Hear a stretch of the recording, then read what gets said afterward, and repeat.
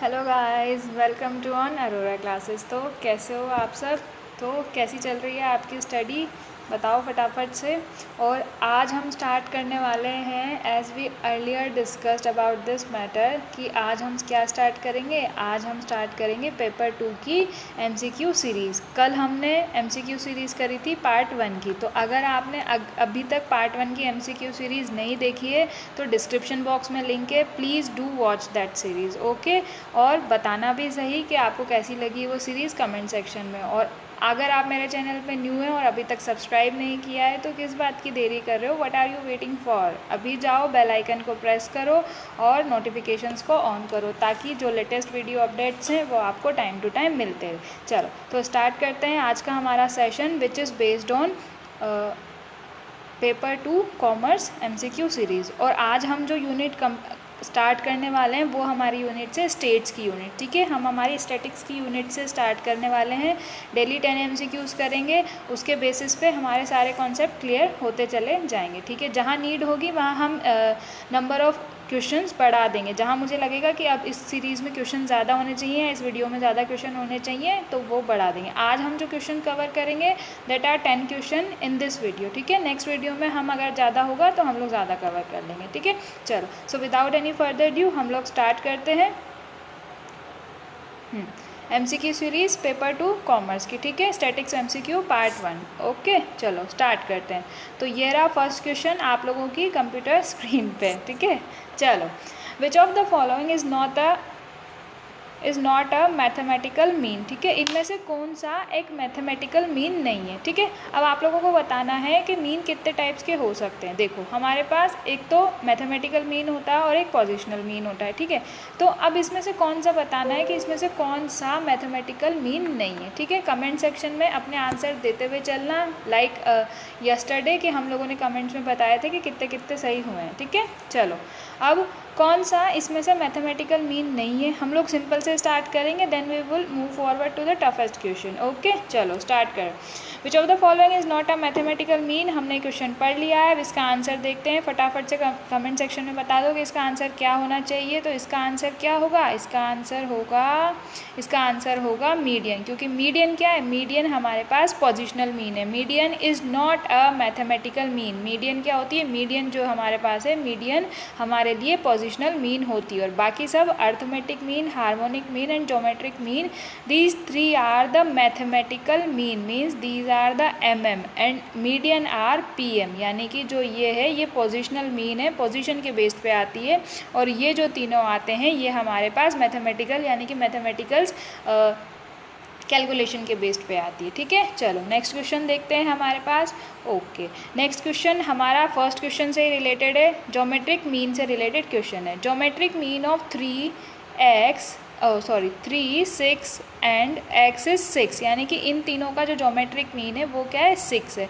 What is the value of x? अब ऐसा question कितनी बार एग्जाम में देखा गया है कि ज्योमेट्रिक मीन निकलवा लेते हैं, इसीलिए जो एग्जाम में फ्रिक्वेंटली क्वेश्चंस आते हैं मैं उन्हीं के बेस्ड क्वेश्चन पे अपने MCQs लेके आई हूँ, ताकि हम लोगों को ये आइडिया रहे कि एग्जाम में क्वेश्चन किस पैटर्न पे पूछे जाते हैं, ठीक है। चलो, geometric mean of 3, 6 and x is 6 and what is the value of x? तो हमें क्या करना है? हमें x की वैल्यू फाइंड आउट करनी है, ठीक है। चलो, अब फाइंड आउट कैसे करेंगे ये आप लोगों को सोचना है। चलो ठीक है, आंसर देखें। चलो, आंसर क्या होगा इसका आंसर है 12, ओके। अब इसका आंसर 12 होगा कैसे, ये भी तो देखना है। चलो देखते हैं। देखो, अब ज्योमेट्रिक मीन की कैलकुलेशन होती कैसे? देखो, एक फार्मूला तो आपकी स्क्रीन पर है, ठीक है, कि हमने n का रूट लेके और x1, x2, x3 और xn तक जितने भी वैल्यूज़ हैं उनको ले लिया। और एक हम इसी को दूसरे टाइप से सॉल्व कर सकते हैं कि हमने लिया रूट। अब रूट पे हमें क्या करना है? सपोज़ करो यहाँ पे 3 डिजिट दे रखी है तो हम यहाँ पे 3 ले लेंगे, क्यूब रूट ले लेंगे मीन्स। और अगर यहाँ पे 4 डिजिट दे रखी होती तो यहाँ पे 4 लेते, अगर यहाँ पे 2 डिजिट दे रखी होती तो हम 2 लेते, ठीक है। यानी कि यहाँ पे अगर 2 होती तो हम स्क्वायर रूट लेते, अगर 3 डिजिट है तो हमने क्यूब रूट लिया है। अगर यहाँ पे सपोज़ करो 4 डिजिट दे दी जाती, यानी कि 3, 6, 8, और अगर x की वैल्यू इज़ इक्वल 16 दे देते तो हम यहाँ करते, क्योंकि 4 डिजिट है इसलिए हम यहाँ पे 4 लेते, ठीक है। चलो, तो अब इसका फॉर्मूला बना क्या? 3 क्यूब रूट ए बी और सी। ज्योमेट्रिक मीन का फॉर्मूला क्या बना, 3 cube root A B C. अगर 2 होता तो 2 स्क्वायर रूट ए बी हो जाता, ठीक है। ऐसे ही जितने डिजिट दी होती है उसके अकॉर्डिंग हम लोग ये सॉल्व कर लेते हैं। देखो अब इसका सबसे बेस्ट सिंपल फार्मूला क्या है वो मैं आपको बताती हूँ कि हम लोग इसे सॉल्व कैसे करेंगे। देखो रूट्स में है, अब देखो वैल्यू क्या होती है 6, यानी कि 6 को हम एक साइड रखेंगे और 6 इंटू 6 कर लेंगे, ठीक है, क्योंकि हम लोगों को क्यूब रूट खोलना है तो 3 टाइम्स हम लोग 6 को डिवाइड करेंगे, क्योंकि क्या है ज्योमेट्रिक मीन कितना आ रहा है हमारे पास 6 आ रहा है। अब दूसरी साइड में हमारे पास क्या है, जो वैल्यूज़ हमें गिवन है, ठीक है, 3, 6 और x, ठीक है, ये हो गया हमारे पास जो वैल्यूज़ हमें गिवन थी और जो ज्योमेट्रिक मीन हमें दिया हुआ था। अब ज्योमेट्रिक मीन 3 का है, मतलब 3 डिजिट का है, इसलिए हम 6 को 3 बार मल्टीप्लाई कर लेंगे, ठीक है। अब देखो अगर इसे सिंपल वे में करते हैं तो देखो 6 से 6 कट गया हमारे पास, 3 से हमने 6 को कट किया तो ये हुआ 2, और 6 को हम 2 से मल्टीप्लाई करेंगे तो हमारे पास क्या आ जाएगा, x की वैल्यू, इधर बचा हमारे पास x और इधर हो गया हमारे पास 12, यानी कि तो x की वैल्यू कितनी आएगी हमारे पास 12 आएगी। मीन्स 3, 6 और 12 का ज्योमेट्रिक मीन कितना हुआ 6 हो रखा है, ठीक है। आ गया समझ में? अगर नहीं आया हो तो कमेंट सेक्शन में बता देना, हम दोबारा रिपीट कर लेंगे। चलो नेक्स्ट क्वेश्चन देखते हैं हमारा। नेक्स्ट क्वेश्चन है हमारे पास the value of x, the value of x bar means the value of mean is 19। Mean की वैल्यू हमारे पास कितनी है 19 है, ठीक है। मीडियन की वैल्यू हमारे पास आई 21 और z मीन्स मोड की वैल्यू हमारे पास कितनी आई 22। Then the distribution will be, अब वो डिस्ट्रीब्यूशन होगा कैसा, ठीक है। अब वो अगर वो डिस्ट्रीब्यूशन पॉजिटिव होगा, नेगेटिव होगा, सिमेट्रिकल होगा या नन ऑफ द अबव होगा, ठीक है। या तो वो पॉजिटिव होगा या नेगेटिव होगा या सिमेट्रिकल होगा। अब पॉइंट की बात हमारे लिए ये है, हमें ये सोचना है कि हम इसको देखेंगे कैसे कि ये पॉजिटिवली स्क्यूड है या नेगेटिवली स्क्यूड है, ठीक है। चलो देखते हैं, अब ये भी समझ लेते हैं हम कॉन्सेप्ट, तो ये हमारा कॉन्सेप्ट यहाँ से क्लियर हो। देखो फर्स्ट तो ये देखो कि स्क्यूनेस होती क्या है, ठीक है। अब स्क्यूनेस क्या होता है, लैक ऑफ सिमेट्रिसिटी, यानी कि जो हमारा डायग्राम है, यानी कि जो हमने बेल डायग्राम बनाया है वो सिमेट्रिसिटी में नहीं है। मींस हमारा जो मीन, मोड और मीडियन है वो इक्वल नहीं है, उसे हम बोलते हैं स्क्यूनेस। अब स्क्यूनेस को हम ग्राफिकली भी प्रेजेंट कर सकते हैं और मैथमेटिकली भी प्रेजेंट कर सकते हैं। हम प्रेजेंट करते हैं ऐसे, देखो ये हमारा, ये थोड़ा रॉन्ग बन गया है, इसको दोबारा सही करते हैं। ये देखो ये हमारा होता है बेल शेप, ठीक है, ये हमारा होता है बेल शेप। अगर ये राइट साइड है तो ये राइट साइड स्क्यूड हो जाएगा। हम राइट साइड और लेफ्ट साइड डिसाइड कैसे करते हैं वो अभी हम बता देंगे, क्योंकि हमें क्वेश्चन ही वही सॉल्व करना है कि अगर वैल्यूज़ दी हुई है तो हम फाइंड आउट कैसे करेंगे, ठीक है। अब पॉजिटिवली हो सकता है या नेगेटिवली हो सकता है। अगर लैक ऑफ सिमेट्रिसिटी है, मीन्स अगर ये बेल शेप ऐसा नहीं बन रहा है, मीन्स स्क्यूनेस है हमारे पास, ठीक है। अब स्क्यूनेस फाइंड आउट कैसे करेंगे और देखते कैसे हैं, सेंटर से जितना दूर होगा, मान लो ये इतना है, अगर इधर से जा रहा है सेंटर से, ये इसका जो बीच सेंटर है, इस सेंटर से जितना ज़्यादा दूर होगा उतना ज़्यादा ये स्क्यूड होगा, ठीक है। पॉजिटिवली स्क्यूड हो सकता है, नेगेटिवली हो सकता है, एल शेप में हो सकता है, जेड शेप, जे शेप में हो सकता है और ज़ीरो भी हो सकता है। अगर ज़ीरो हुआ तो हमारे पास क्या है, स्क्यूनेस नहीं है, फिर वो क्या है, सब मीन मोड मीडियन इक्वल है, ठीक है। अब देखो देखते कैसे हैं, ये हम पता करते हैं कि हम लोग देखते कैसे हैं कि वो पॉजिटिवली स्क्यूड है या नेगेटिवली स्क्यूड है। देखो इसका बहुत सिंपल सा फंडा है, अगर हम डीप में नहीं जाते हैं और बेसिक से समझते हैं तो देखो इसका सीधा सा फंडा हमारे पास ये होता है कि अगर x bar which is mean, ठीक है, जो हमारा मीन है वो क्या है, बड़ा है किससे, मीडियन से, और मीडियन किससे बड़ा है, मोड से, ठीक है। अगर ये वाला हमारे पास इक्वेशन बन रहा है तो ये क्या होगा, पॉजिटिवली स्क्यूड होगा, ठीक है। हमें सिर्फ इतना सा ध्यान रखना है। अगर x is greater than, if x is greater than median m and m is greater than mode, ठीक है, तो क्या होगा, पॉजिटिवली स्क्यूड होगा। And if x is less than m and m is less than z, sorry यहाँ पे z कर लेना, z, ठीक है, मोड से अगर कम है तो फिर क्या होगा, वो नेगेटिवली स्क्यूड हो जाएगा।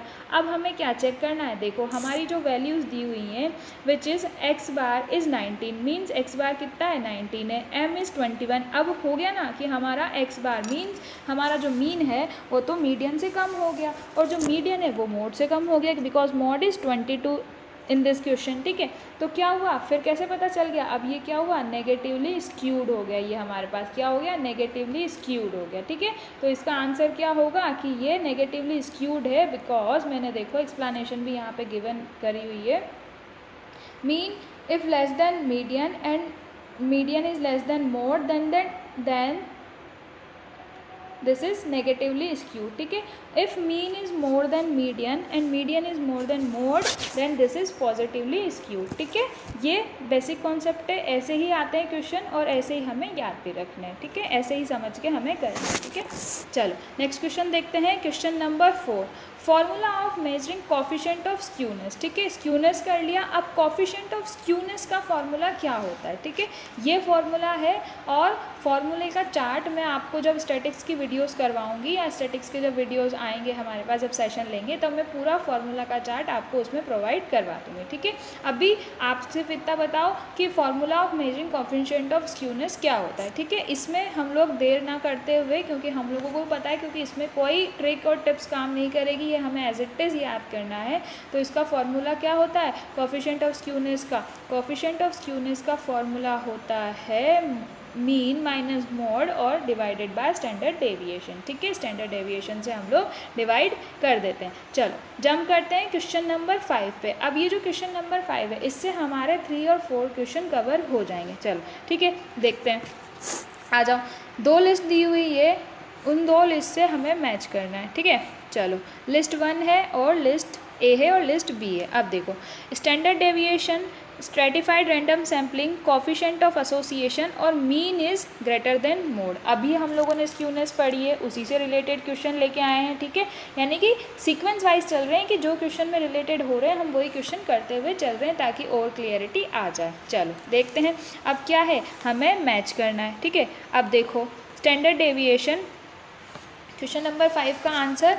और अगर वीडियोस अच्छी लग रही है, यहाँ तक की वीडियो अच्छी लग गई है, आपको अच्छे से समझ में आ रहा है, तो प्लीज़ वीडियो को लाइक करके जाना और सब्सक्राइब कर लेना चैनल को, और अपने फ्रेंड्स के साथ शेयर भी कर लेना। और मुझे कमेंट सेक्शन में बताना कि आपको वीडियो कैसी लगी है और इन 10 क्वेश्चंस में से आपके कितने क्वेश्चन राइट हुए हैं, ठीक है। ताकि उससे मुझे भी आइडिया रहे कि आप लोगों को कितने क्वेश्चन समझ में आते हैं। और अगर नहीं भी आ रहे हैं समझ में तो कमेंट सेक्शन में बता दो कि मैम हमें ये वाला क्वेश्चन समझ में नहीं आया है, तो हम लोग उस क्वेश्चन को रिपीट कर लेंगे, ठीक है। चलो अब देखते हैं, स्टैंडर्ड डेविएशन को हम लोगों को मैच करना है किससे। अब देखो, सोचो स्टैंडर्ड डेविएशन क्या हो सकता है, स्टैंडर्ड डेविएशन क्या होता है। अगर इसका आंसर नहीं मिल रहा है तो बेस्ट है, कौन सा मेथड आप लोगों को यूज़ करना है, एलिमिनेशन मेथड। अगर हमें ऑप्शन 1 का आंसर नहीं मिल पा रहा है किसी वजह से, तो चलो पॉइंट 1 का नहीं मिला है तो चलो पॉइंट 2 पे। अब ये दिया हुआ है स्ट्रेटिफाइड रैंडम सैम्पलिंग, ठीक है। अब रैंडम सैम्पलिंग 2 तरह से कर सकते हैं हम, प्रोबेबिलिटी वाली और नॉन प्रोबेबिलिटी वाली, ठीक है। अब ये क्या है, स्ट्रेटिफाइड रैंडम सैम्पलिंग क्या होती है, देखो सैम्पलिंग तो है, हमें भी पता है कि सैम्पलिंग से सैम्पलिंग मैच हो रही है, तो इसको तो इससे मैच करा लो, ठीक है। अब स्ट्रेटिफाइड रैंडम सैम्पलिंग होती क्या है, ये होती है प्रोबेबिलिटी बेस्ड सैम्पलिंग। यानी कि प्रोबेबिलिटी में क्या होता है, सबके इक्वल चांस होते हैं to get selected in the sample, ठीक है। प्रोबेबिलिटी में क्या होता है, प्रोबेबिलिटी में सबके इक्वल चांस होते हैं to get selected in the sample. और नॉन प्रोबेबिलिटी जो होती है वो हम अपने कन्वीनियंस के बेसिस पे, मींस अपने कन्वीनियंस के बेसिस पे हम लोग डिसाइड कर लेते हैं। जैसे हम हमारे नियर बाय रिलेटिव से कोई डेटा ले लेंगे, कोई नोन पर्सन से ले लेंगे, तो उसमें क्या होती है, बायसनेस आ जाती है और सब्जेक्टिविटी आ जाती है। और जो प्रोबेबिलिटी सैम्पलिंग होती है उसमें हमें ऑब्जेक्टिविटी रहती है, बायसनेस नहीं आती है। इसलिए हम लोग क्या करते हैं, हम लोग प्रोबेबिलिटी सैम्पलिंग को ज़्यादा यूज़ करते हैं। चलो ठीक है, इसकी डिटेल्स पे भी हम एक वीडियो कंप्लीट कर देंगे। अगर आप लोगों को इसकी डिटेल पे वीडियो चाहिए तो कमेंट्स में बता देना कि सैम्पलिंग पे हमें वीडियो चाहिए। चलो ठीक है, अब क्या हुआ, हमारा ऑप्शन किससे मिल गया, बी को हमने मैच करा लिया 4 से। अब देखो ऐसे ढूंढो कि बी 4 में किस में आ रहा है। देखो ऑप्शन 1 में नहीं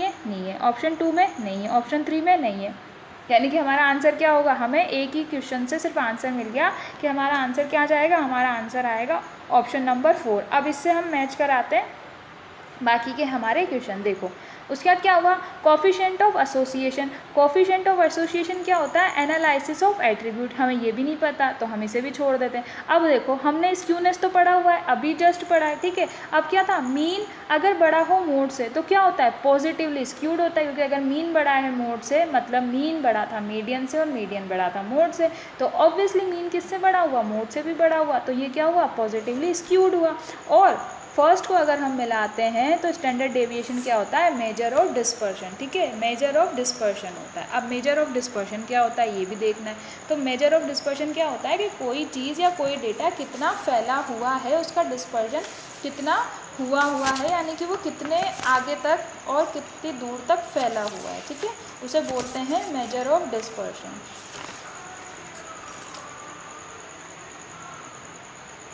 अब मेजर ऑफ डिस्पर्शन के टाइप्स समझो। देखो मेजर ऑफ डिस्पर्शन क्या होता है, मेजर ऑफ डिस्पर्शन हमारे पास होता है दो टाइप का।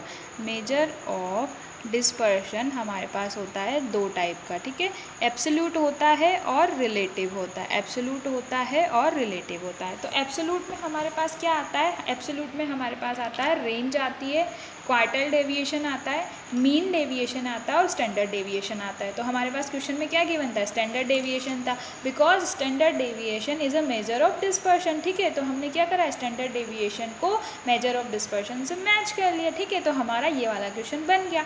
अब देखो एब्सोल्यूट में क्या आते हैं, रेंज आती है, क्वार्टाइल डेविएशन आता है, मीन डेविएशन आता है और स्टैंडर्ड डेविएशन आता है, ठीक है।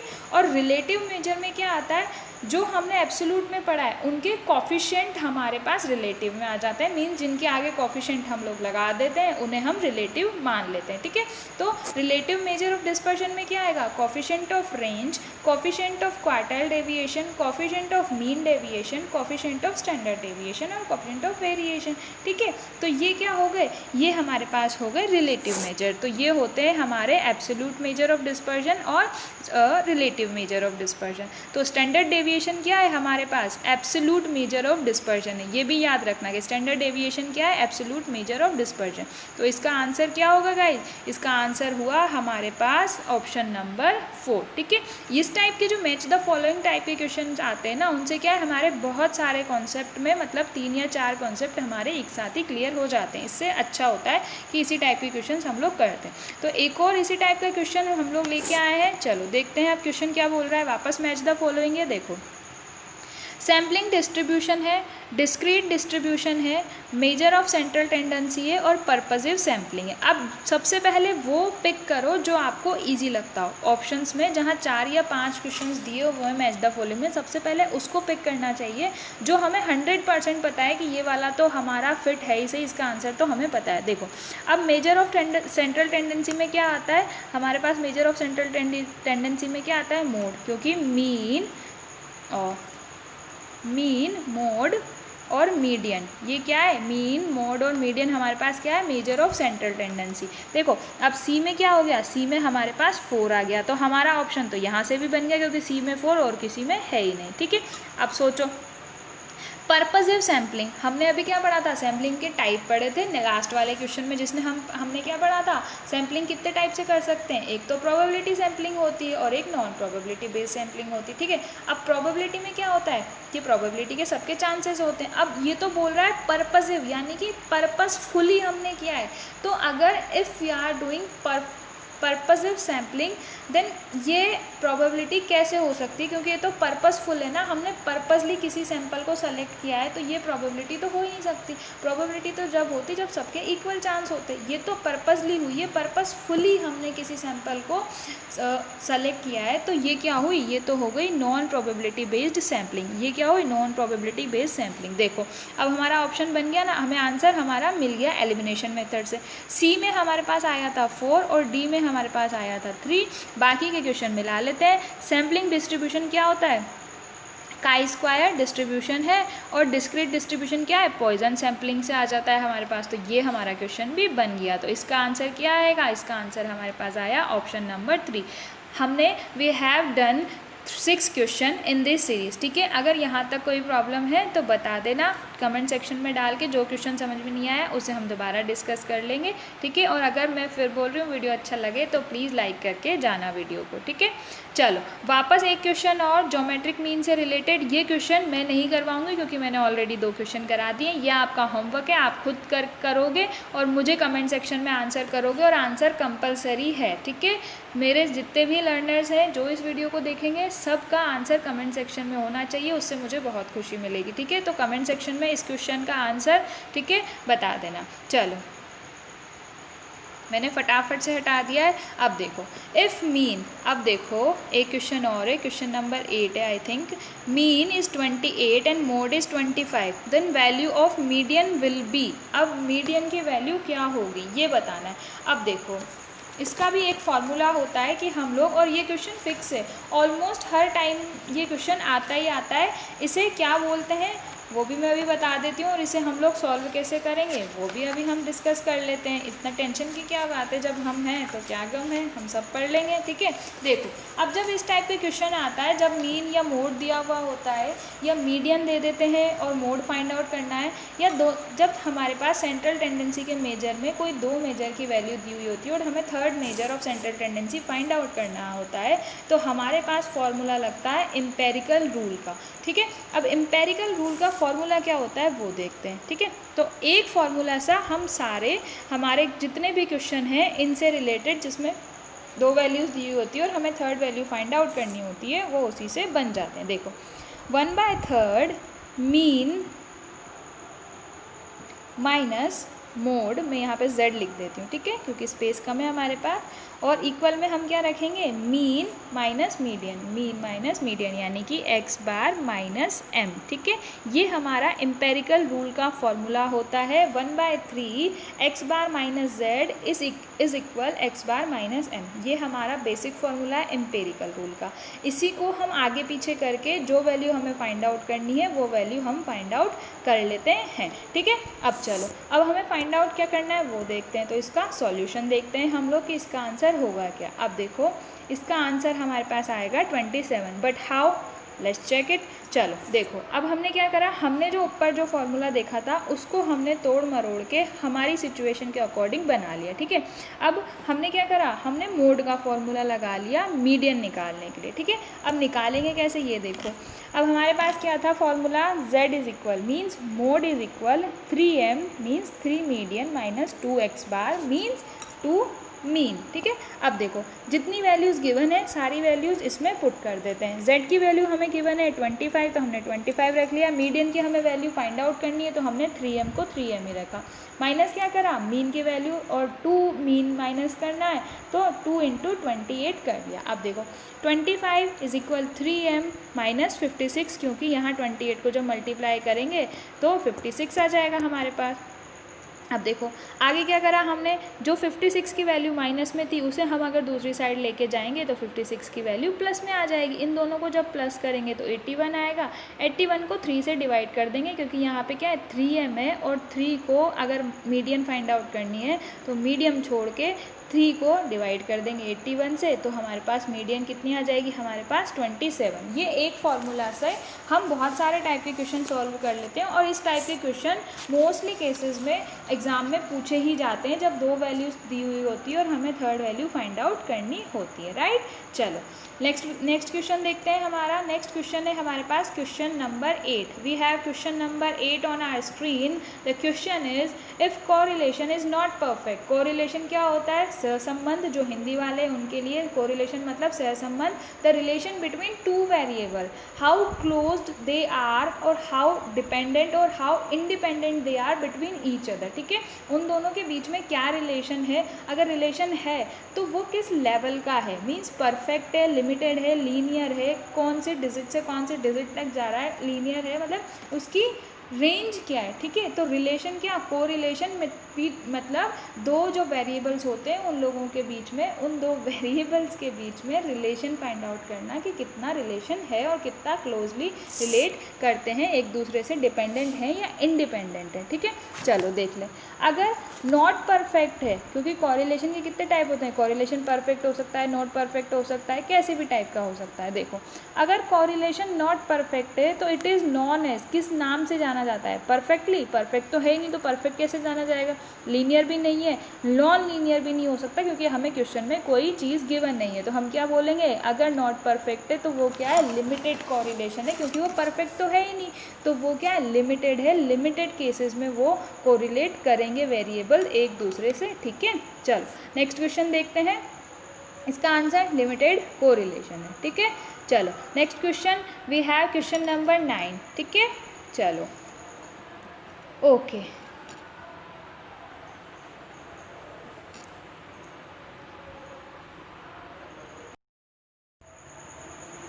वी हैव क्वेश्चन नंबर 9 और आर स्क्रीन। देखो, which of the following is a relative measure of dispersion. ठीक है, अब हमने अभी जो हमारे ऊपर वाले क्वेश्चंस में देखा था कि मेजर ऑफ डिस्पर्जन क्या होते हैं और कैसे फाइंड आउट करते हैं। ठीक है, अब देखो, relative measure of dispersion, standard deviation is a absolute measure of dispersion, जो हमने ऑलरेडी डिस्कस कर लिया है। वेरिएंस क्या है, absolute measure of description, none of the above तो होएगा ही नहीं, क्योंकि यहाँ पे क्या है, कोफिशिएंट दिया हुआ। हमने पहले ही बोला था कि जहाँ पे कोफिशिएंट लग जाता है वहाँ पे क्या हो जाता है, वो रिलेटिव मेजर हो जाता है। तो कोफिशिएंट ऑफ वेरिएशन क्या है, रिलेटिव मेजर ऑफ डिस्पर्जन। ठीक है, चलो नेक्स्ट देखते हैं।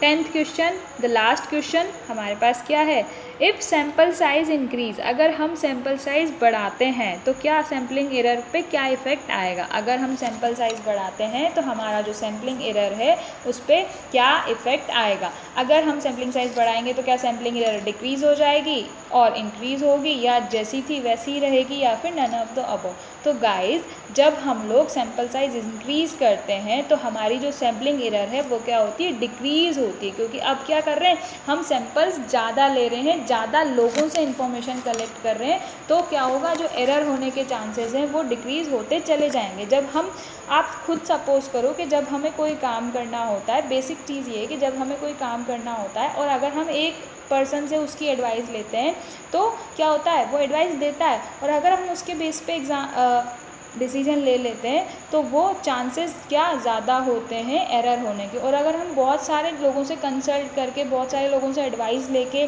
बहुत सोच समझ के उस चीज़ का डिसीजन लेते हैं तो फिर क्या होते हैं, चांसेस क्या होते हैं, स्टैंड कम होने के। ठीक है, तो सेम इन स्टैटिक्स में रूल अप्लाई करता है। अगर हम सैम्पल साइज इंक्रीज़ करते जाते हैं, मीन्स हम जितने सैम्पल्स कलेक्ट कर रहे हैं हमारे रिसर्च के लिए, उतने सैम्पल्स अगर रिसर्च के इंक्रीज़ करते हुए चलते हैं तो जो एरर होने के चांसेस है वो क्या होते हैं गाइस, वो डिक्रीज़ हो जाते हैं। ठीक है, चलो हमारा आज का MCQ सीरीज़ फिनिश हुआ। आपको सेशन कैसा लगा प्लीज़ बता देना, कमेंट सेक्शन में कमेंट करके जाना कि आपको वीडियोस कैसे लग रहे हैं, लाइक करके जाना, और अगर आप मेरे चैनल पे न्यू हो तो चैनल को सब्सक्राइब कर लेना। ठीक है, आप लोग हमें फॉलो कर सकते हैं अरोड़ा क्लासेस पे, टेलीग्राम पे हमारा चैनल है Arora classes for net JRF के, वहाँ आप हम लोग मुझे फॉलो कर सकते हैं। जितनी भी PDF है, जितने भी डिस्कशन है, हम लोग वहाँ पे डिस्कस करते हैं। और इंस्टाग्राम पे भी फॉलो कर सकते हैं अरोड़ा क्लासेस 05 के नाम से, वहाँ पे ID है। ठीक है, वो ID को आप लोग फॉलो कर सकते हैं। और क्या, मैं आपको प्रोवाइड करा रही हूँ free courses for net JRF और फ्री MCQ सीरीज़ निकाल रहे हैं फॉर पेपर 1 और पेपर 2 बोथ, क्योंकि हम लोगों को क्या है, एकदम अच्छा डाउट क्लियर कॉन्सेप्ट चाहिए हमारे पास। तो हम लोग क्या कर रहे हैं, हम लोग हमारी यूनिट्स भी कंप्लीट कर रहे हैं और हम प्लस MCQ सीरीज़ भी करते हैं। सिंपल और बेस्ट नोट्स हैं, इससे ज़्यादा कोई मतलब इसमें हम लोग ज़्यादा नहीं करते हैं, सिंपल और बेस्ट है। टॉपिक वाइज कंटेंट क्लियर कर रहे हैं हम लोग और फ्री फुल कोर्स है। ठीक है, तो अगर आप चैनल पे न्यू हैं तो चैनल को सब्सक्राइब कर लेना, लाइक करके जाना और बेल आइकन को हिट करके जाना, ताकि आपको टाइम टू टाइम नोटिफिकेशंस मिलते रहें। मिलते हैं, अब कल का वीडियो वापस किस पे होगा, पेपर 1 के वीडियोज़ पे होगा। ठीक है, चलो मिलते हैं, bye bye, good night, take care.